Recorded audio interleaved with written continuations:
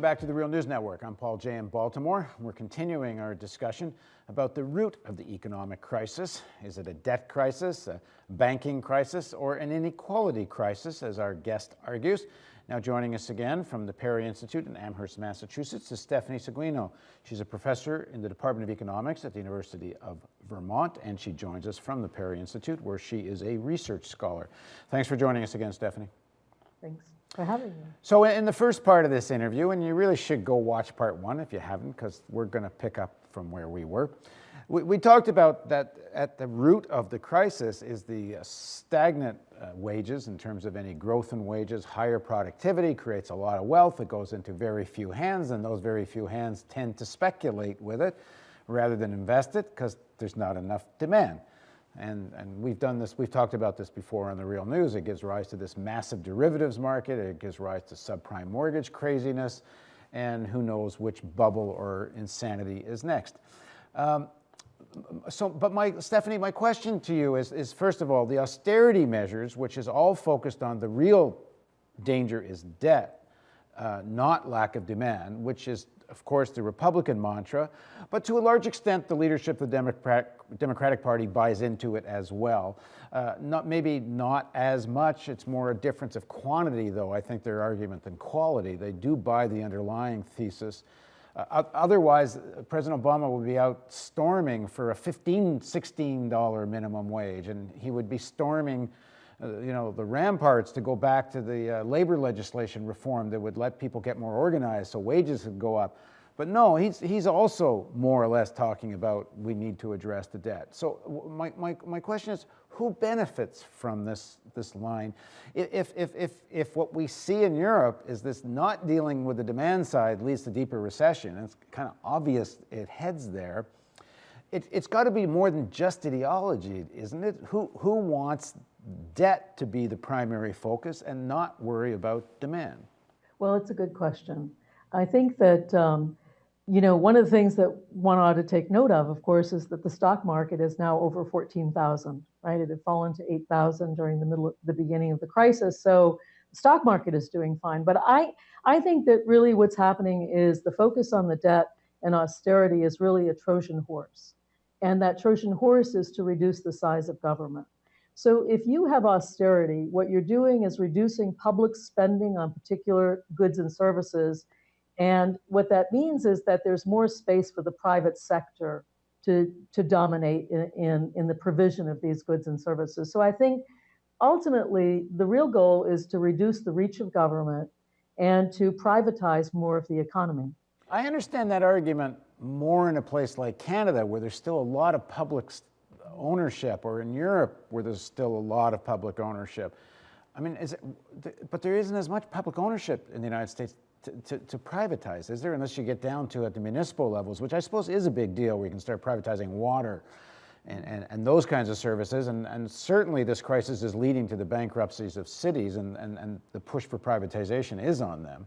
Well, I mean, if people can get services from the government, if they can get public supports for food stamps and so on and so forth, they have less need to borrow from banks, for example. So when you have public lending, if you will, to the public, to households, then the households have less to rely on in terms of borrowing from the financial sector. So I think that, much of this is related to shrinking the reach of government and to, weakened workers are more pliant workers in the workplace. And so I think that there is a lot that's ideological behind it. And one of the reasons they aren't being calculated by those who are really driving this austerity agenda is that we tend to overly focus on the market and not really take into account the negative effects of austerity on social reproduction, on our ability to take care of our kids, on our ability to take care of ourselves, to re-educate ourselves. We aren't taking into consideration the effect on lost skills of people that are unemployed for a long time, all of which ultimately will be costly to business as well as to the individuals that are suffering this. But because we overly focus on the market, we really miss the social reproduction and care sector of the economy. I understand the market being up, but wages are down. They're getting more productivity out of less people with all this pressure on workers. But I still don't get any kind of long-term logic, and by long-term I mean months, not years, I mean, isn't it, it's a no-brainer with the cuts in the public sector jobs, less demand. Wages are going down, not just stagnant. I mean, the number of companies now going to these new two-tier contracts, the model that was set in the auto industry, where new employees are starting at half the pay that they previously did. I think in the auto industry, they used to start at 26 bucks an hour. They're now starting at 14 bucks an hour. And that's now been replicated at places like in Wisconsin, Harley Davidson and Cole Plumbing, and right across the country, this whole two-tier thing. I mean, wages, I think we're going to see when the numbers are all coming in, are not just static, they're really going down in some of the places that were the most highly paid jobs. So you add cuts in the public sector, lower wages, and then with austerity, less social safety net. How is it not obvious that this bubble in the even in the stock market can't continue? And I mean, where are they supposed to be making their money? India and China are not going to come to the rescue here. I think you make a good point. And what we've just seen, what happened recently in Great Britain with the recent numbers, that the debt has actually increased and GDP growth has slowed, has really given pause to the support for the Cameron government. I think it's the only thing that's really going to stop this juggernaut of focusing on cutting the deficit and the debt is continued bad economic news that makes people recognize that this particular model of austerity is really a failed model. I mean, what happens when you impose austerity and it leads to declining wages, it means that as middle-income households' spending declines, it means that there's just not enough consumer spending to get the economy going.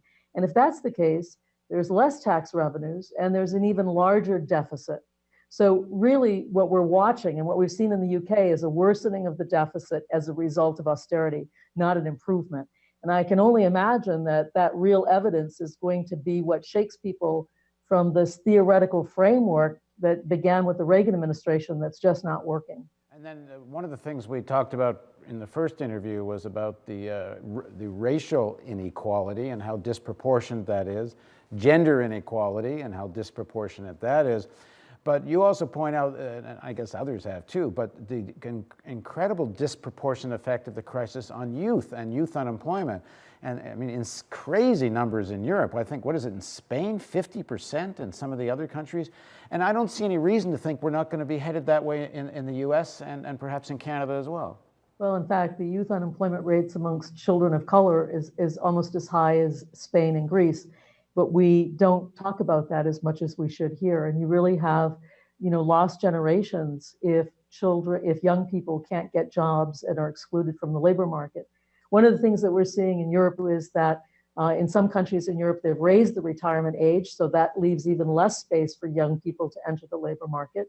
And here, people who lost money as a result of the crisis, their savings were depleted, are not retiring. And so again, we have this slower ability of youth to enter the labor market and delaying their ability to accumulate for the future or to generate higher earnings in the future.